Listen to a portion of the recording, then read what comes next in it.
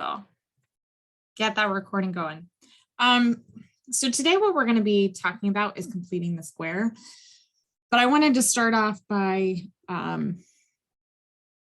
investigating like what is a perfect square and why is it helpful to have things in the form of a perfect square. So I've got a couple people have already chimed in on the chat with their answers to how this factors. And so far, everything I'm seeing is looking good. If I take this first one, I know that if I'm trying to get this factored, I'm looking for two numbers that multiply to be 9 and add to give me positive 6. And those two numbers are 3 and 3.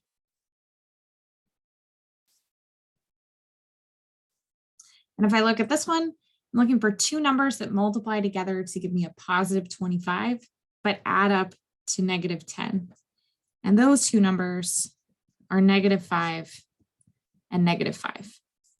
And both of these are examples of a perfect square. And when we say that, it's because the shortcut way to write x plus 3 times x plus 3 is to write that as x plus 3 squared. And this one, x minus 5 squared. That's where the squared part comes from. Now the perfect part we'll get to in a second. The reason that it's nice when this particular thing happens is, let's say that I had an equation that I was trying to solve. I'm trying to solve something that looked like x plus 3 squared is equal to 7. Well, one option that we've been kind of working with so far is if I needed to solve this, I would need to multiply everything out, get a 0 on one side of the equation, and then hope that it factored, or if it didn't factor, I would need to use quadratic formula. But there's another option for how to solve this, and that's thinking about that square root property and how the square root works with perfect squares. So another alternative, instead of multiplying everything out here, is to look at both sides and take the square root. So if I take the square root over here and I take the square root over here, I'm going to end up with x plus 3 is equal to, and now this next part, we kind of want to be careful about when we take that square root, this could have been a positive square root of 7 or a negative square root of 7. Now that's getting back to, I know I've brought this up a few times, but I just want to kind of come off to the side and refresh everybody's memory that if I take the square root of 16, that is 4. But if what I was actually doing was trying to figure out what squared is equal to 16, this has two answers. This has an answer of x equals positive 4 or x equals negative 4, because either of those, when I square them, I get 16.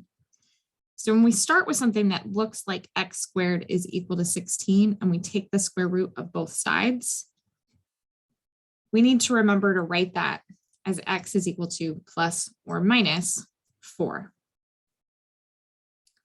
So that's the idea behind why I needed the plus or minus 7.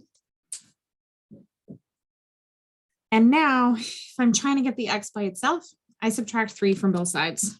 And I can say x is equal to plus or minus the square root of 7 minus 3. And I'm done. We didn't have to multiply this out. We didn't have to try to refactor it.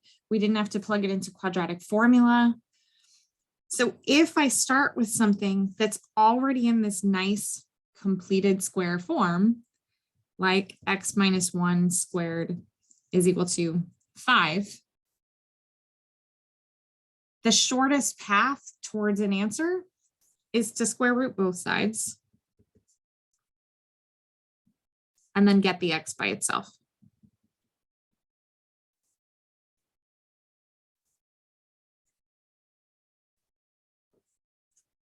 So this is just nice to have as an additional technique at our disposal. There are other things we're going to do with these completed square forms, but for now, this is kind of our primary objective. So what do we do if we have an equation that didn't start out looking like this nice perfect square form?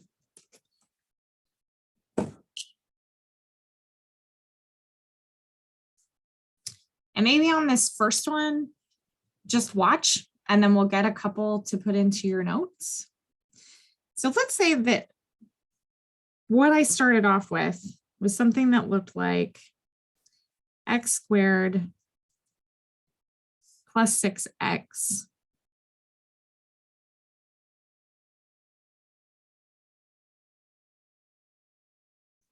is equal to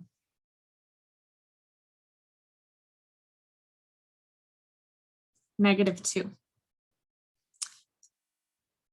One option for solving this is obviously that I can add 2 to both sides, check to see if it factors. If it doesn't factor, put it into quadratic formula. But our new methodology that we're going to bring in today is to complete the square so that we can solve it in a similar way to this. When we say completing the square, what that means is I'm going to take this part on the left-hand side, that x squared plus 6x, and I'm going to think about what would I have to add on to the end so that this part would factor as a perfect square. Now, some people are just really good at like seeing what goes in there. I chose one that matches our first example. So I already know that the number that would need to go here is a 9. So I'm going to put that 9 in. Oh, I'm going to give myself just a little more room here.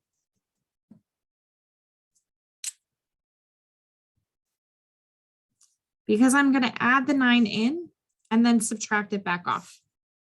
Now, the reason that I'm doing that is so that I'm not changing the problem, because 9 minus 9 would be 0. Next up, I'm going to look at this part and write that as a perfect square, x plus 3 squared. Now, I've still got this minus 9, and the whole thing was still equal to -2. But I can get this x plus 3 squared part by itself, adding 9 to both sides.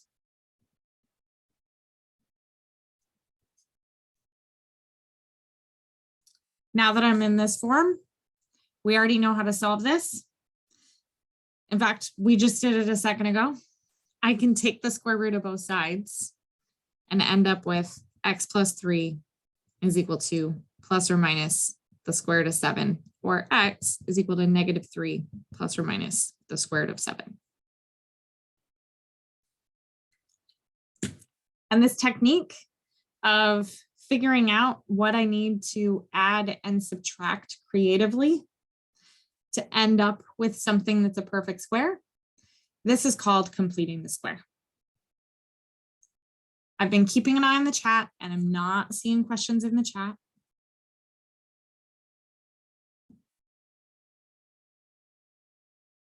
So let's do a couple more examples. So I mentioned that some people are really good at just sort of seeing what number we have to add and subtract to get that perfect square piece. But we don't need to be able to just magically see it. There's a very specific way we're going to get it. So I just want to practice completing the square.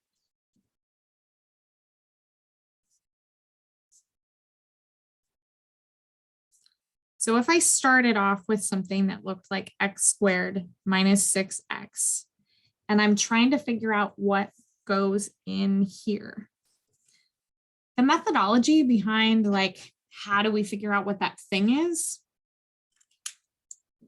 I know that if this is going to be a perfect square, then the two factors have to be identical.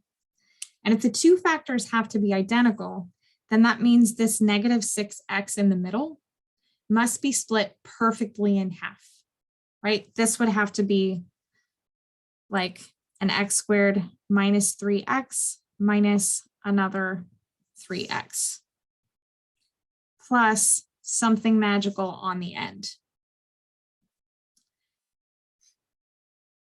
I don't usually think about this in terms of factoring by grouping, but I think that idea of why we have to split the negative 6x up perfectly in half, I think it goes well with the factoring by grouping.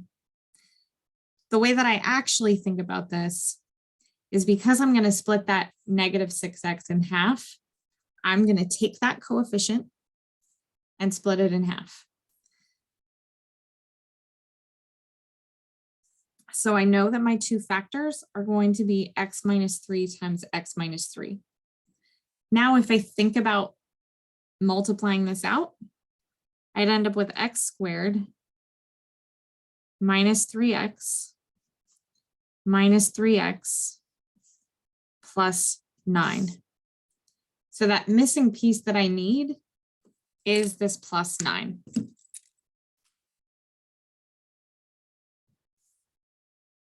Which means if I think about our original equation, that x squared minus 6x, I would be adding that 9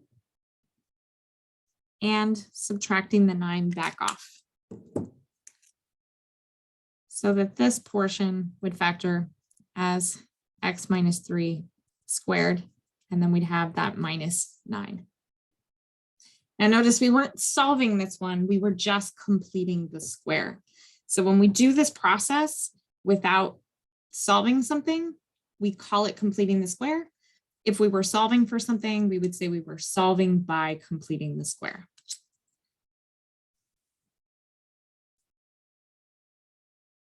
If I had x squared plus 8x, and I was trying to figure out what goes at the back, to take that process that I just went through, but speed it up a little bit, I know that what happens is that the number that goes in parentheses is going to be x minus exactly half of this coefficient. And the number that I have to add at the end is always going to come from that last piece of foiling this out, meaning it's going to be that half of the original b coefficient squared. So to speed that up, I'm just going to take half of 8 and then square it to put it at the end, subtracting off that same thing that I added back on. So this would factor as x plus 4 squared minus 16.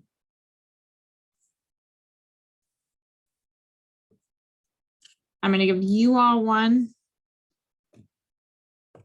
to practice. And once you have an answer, go ahead and pop it in the chat. So let's go with x squared minus 12x. And I just want you to figure out, what do we have to add and subtract off the back to make that a perfect square?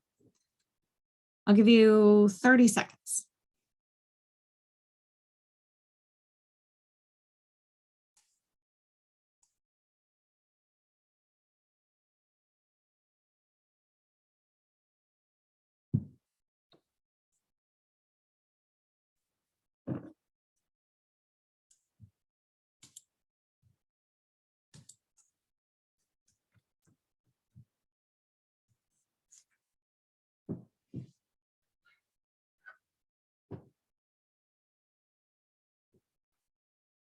I've got a couple answers in the chat, but if you've got a numerical answer for me, go ahead and type in the chat, what number do we need to add on?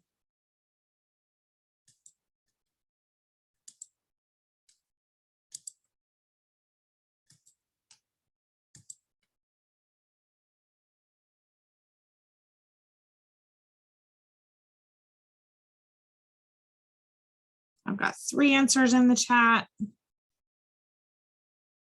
So far, all the answers I'm seeing look right.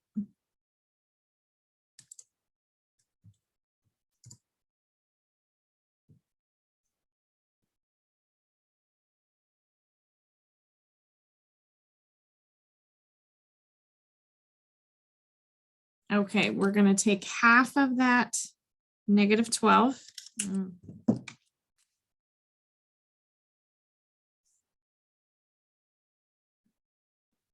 We get negative 6. And then I'm going to take the negative 6 and square it. And negative 6 squared would give me 36. So I'll add in that 36 and subtract it back off. So when I go to write this, one thing that is important is the piece that we added in. We added that in so that we could build that complete square. So this entire thing, I know it's getting a little messy here, but that x squared minus 12x plus 36 part, all of this is what turns into x minus 6 squared. And then we just have that minus 36 hanging off the end.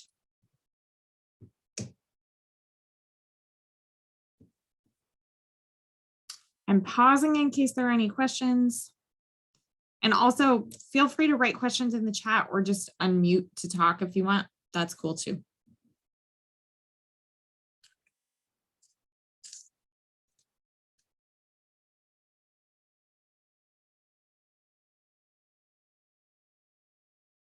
Not seeing any questions. Let's keep going.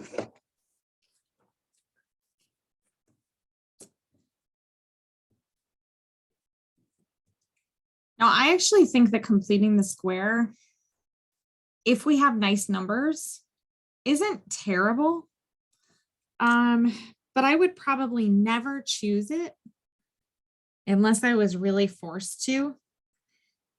When I have an odd number for my b coefficient.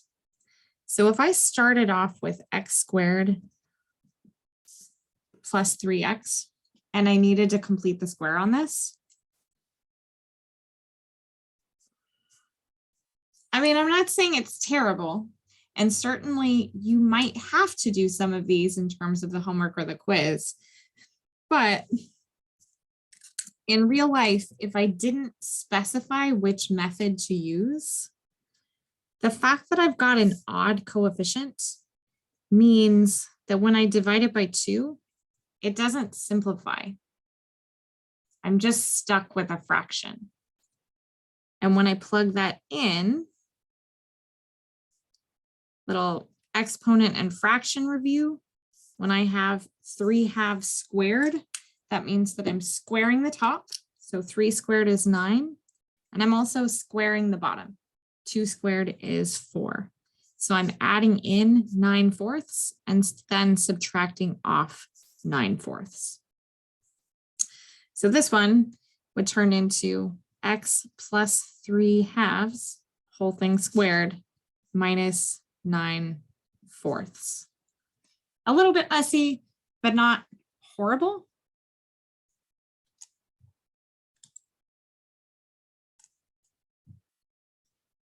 So let's do a couple examples where we're actually solving equations.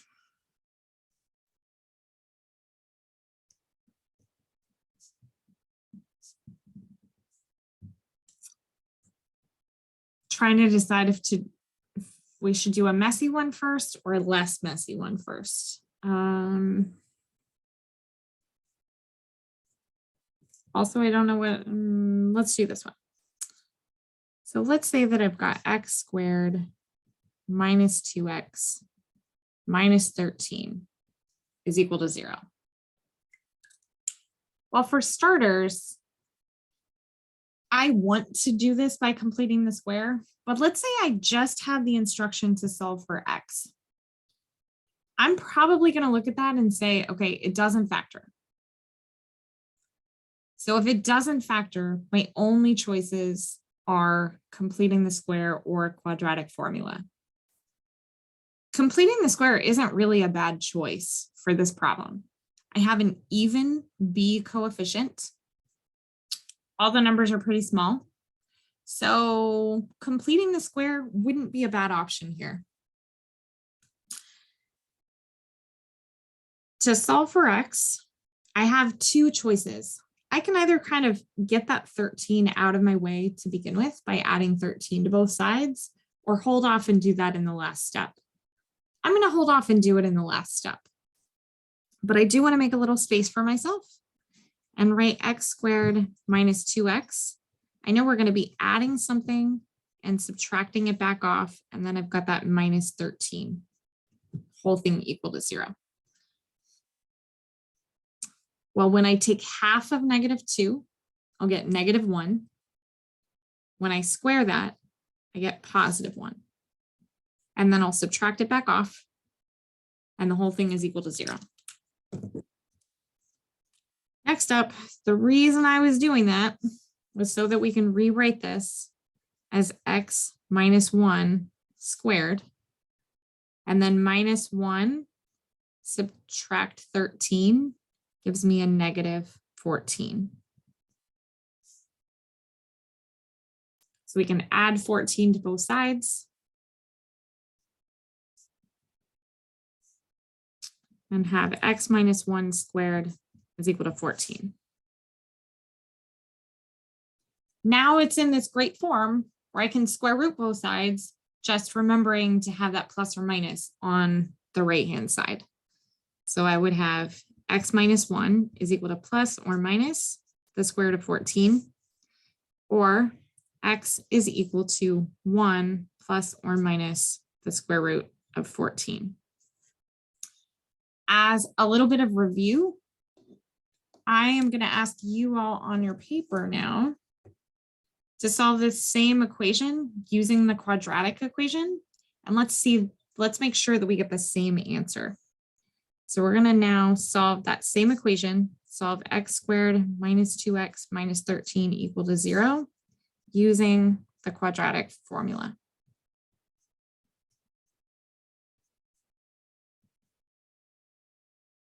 And in case anyone is frantically flipping through their notes to find it, I'll go ahead and write it for you. X is equal to negative b plus or minus the square root of b squared minus 4ac all over 2a. So I'm going to mute myself and give you all a couple of minutes to solve that using quadratic formula.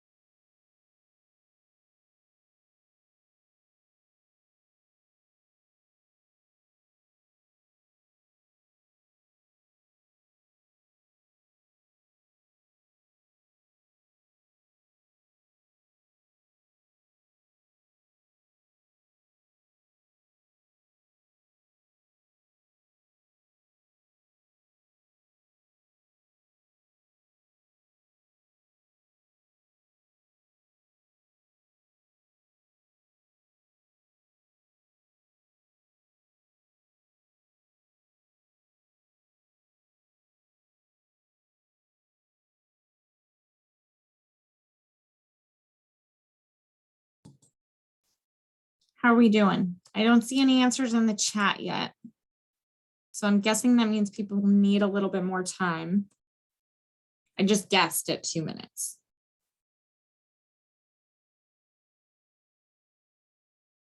So I'm going to let you all keep working because I do want you to practice solving using the quadratic formula. But in case anybody's like really, really stuck, that invisible coefficient here means that A is 1, B is -2, and C is -13.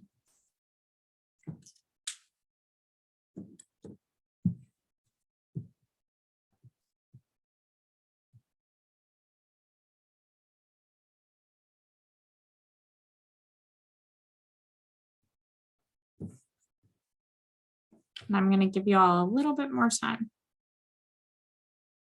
I got one answer in the chat,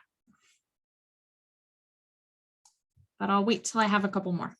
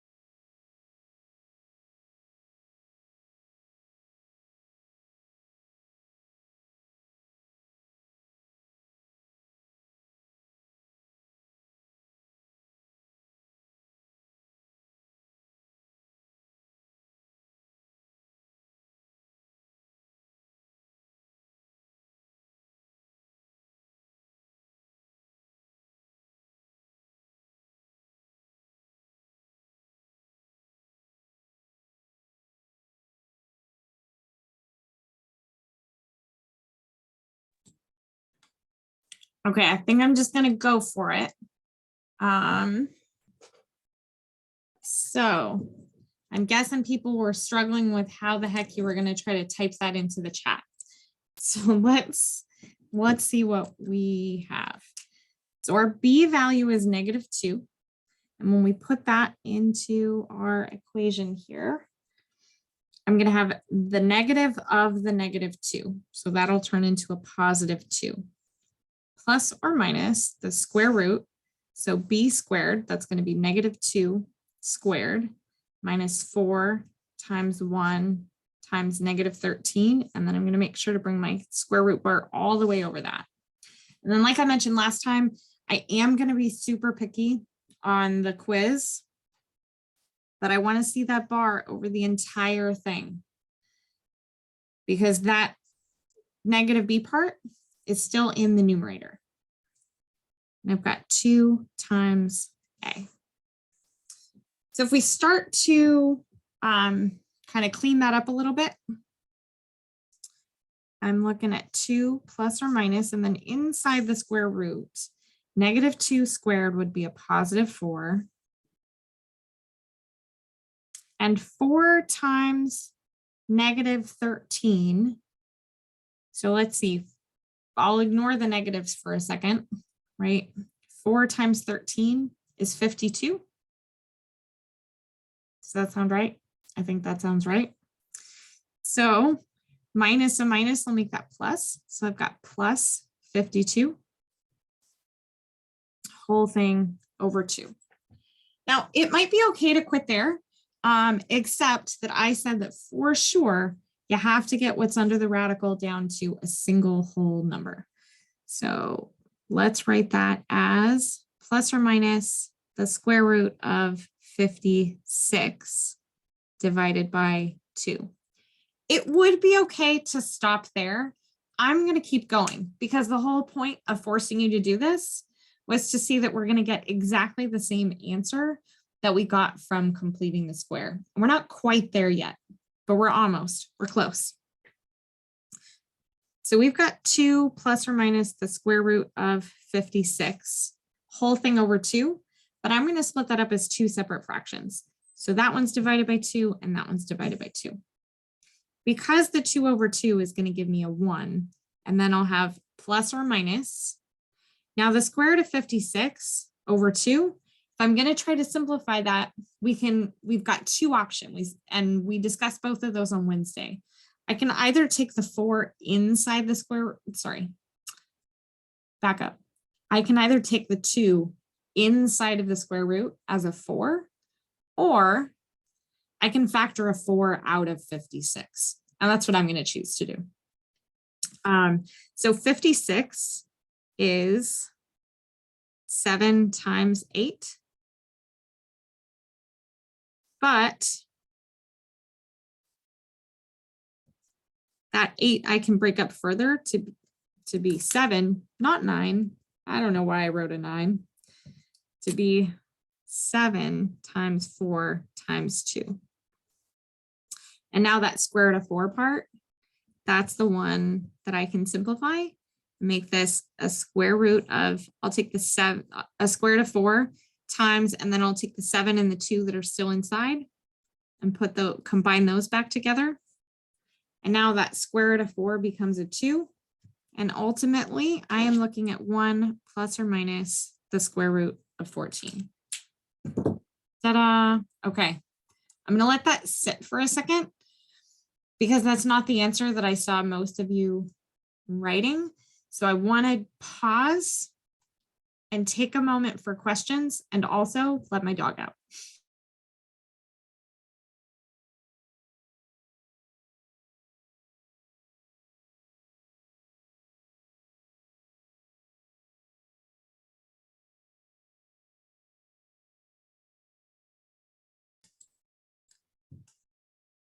I'm not seeing questions in the chat. So I'm guessing that maybe things just got a little bit messy in the arithmetic along the way. So if we're going to do another practice problem, would you all like another practice problem where we're going to do quadratic formula?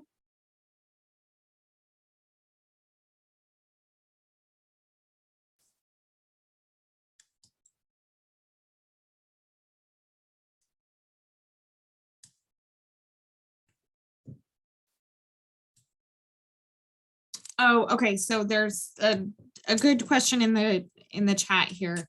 So that square root of 4, I kind of skipped writing this step, but the square root of 4, that's equal to 2. And then the 2 over 2, that's what canceled out.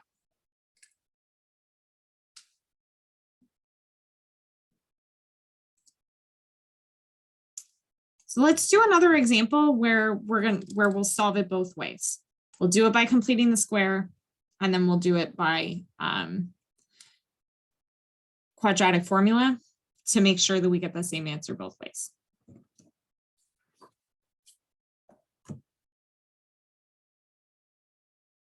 But this time, I'm going to let you all on your paper try to solve it the completing the square way, and then I'll do the quadratic formula. So we're going to solve by completing the square.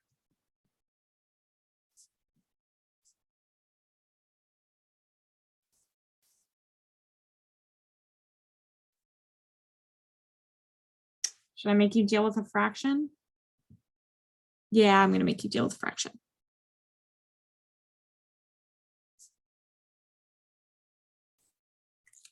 So solve that by completing the square. And I know it's going to be a little bit messy, so it's okay if you don't want to type it in your answer in the chat.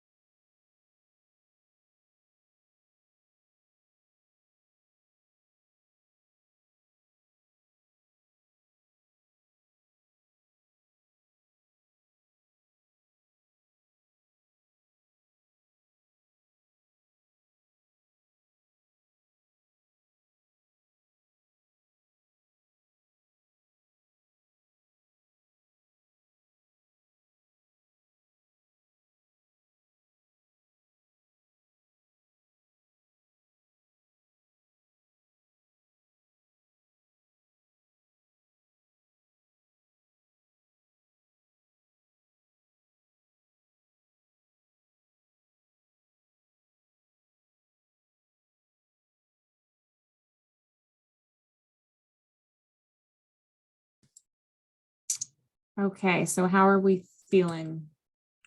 Would you like more time to work on that?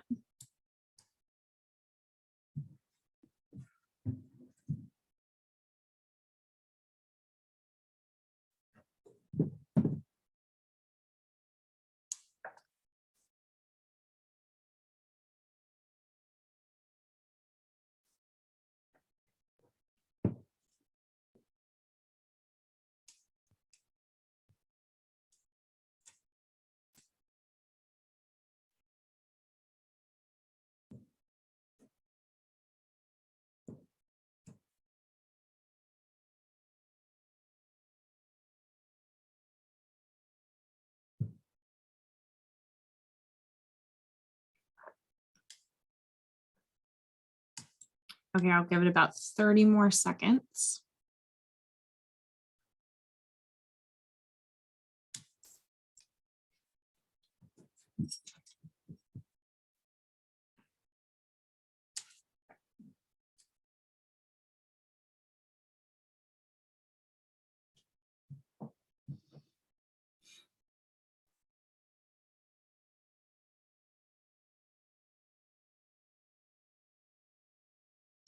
Okay, let's go for it. I'm going to start off. I know it's kind of silly. You don't have to do this, but I just like to give myself the space. Well, when I take half of -5, it's a fraction. There's nothing I can do with that. But when I square it, I'm going to remember that I'm squaring -5 and I'm squaring the 2. So when I square -5, I get positive 25. And when I square the 2, I get 4. So I'm adding a 25/4 and subtracting a 25/4. So I've got x squared minus 5x plus 25/4 minus 25/4 plus 2 is equal to 0. This part is the part that we're going to factor. And even though it feels uncomfortable, this is going to be x minus 5/2 squared. For this part over here, I'm going to go ahead and get ourselves a common denominator. So that 2, I'm going to move my equal 0 over just so I've got a little more space. I like to have lots of space on the page. And I'm going to multiply 2 by 4 over 4. When we're getting a common denominator, we're always trying to multiply by 1. So now I've got minus 25/4 plus 8/4. That's all still equal to 0. So the negative 25/4 plus 8/4, when I bring that together, negative 25 plus 8 is going to leave me with negative 17 over 4. And that was equal to 0. So I can add the 17 over 4 to both sides and have x minus 5/2 squared is equal to 17 over 4. Take the square root of both sides. X minus 5/2 is equal to plus or minus the square root of 17 over 4. But I'm going to go ahead and simplify this because that I can write as the square root of 17 divided by the square root of 4. And conveniently, the square root of 4 is 2. So that's plus or minus the square root of 17 divided by 2.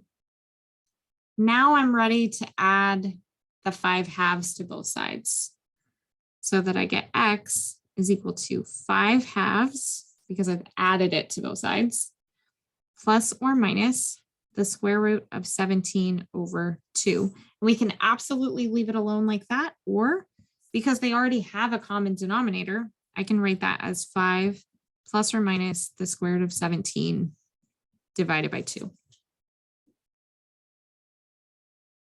This is definitely a case where when I write this using the quadratic formula, it's going to be much faster.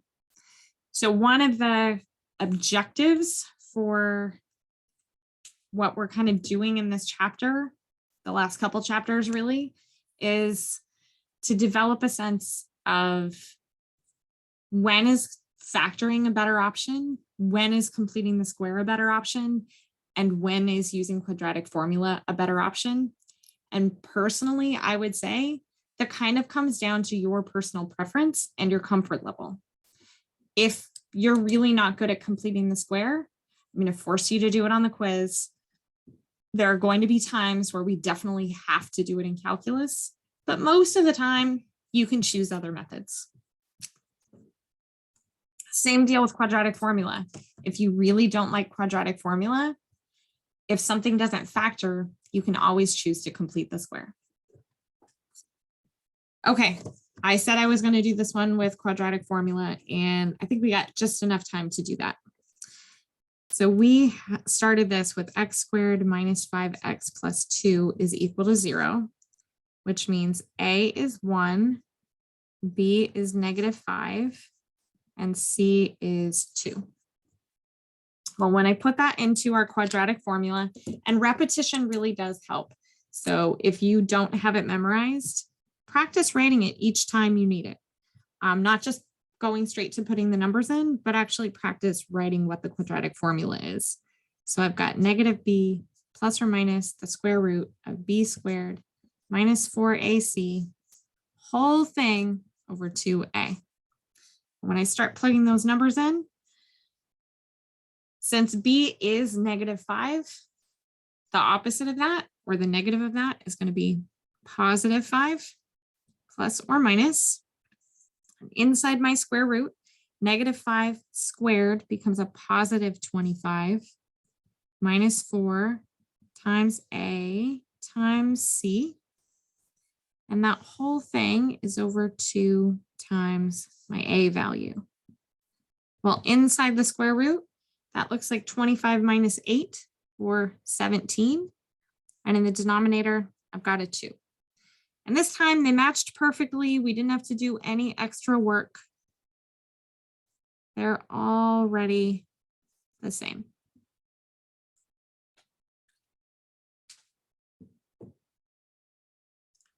And I don't think I really have time to do another one. So I think I'm going to stop there. I do have Zoom office hours this afternoon from 2 to 3 like normal. In case anybody has, if you're working on the homework and you have questions on the homework. Reminder about next week. We will not have class Monday or Wednesday, but I will be physically present in our room in Olson, and also digitally present right here on Zoom Monday and Wednesday during our normal class time. And you can just kind of think about that as extra office hours. Next week, I want you to treat that as catch-up week. So maybe that's getting ahead, maybe that's going back and finishing an assignment that you haven't had a chance to get through yet. But next week is catch-up week. Maybe you need to catch up in your other classes. I don't know. Let me go ahead and stop our recording.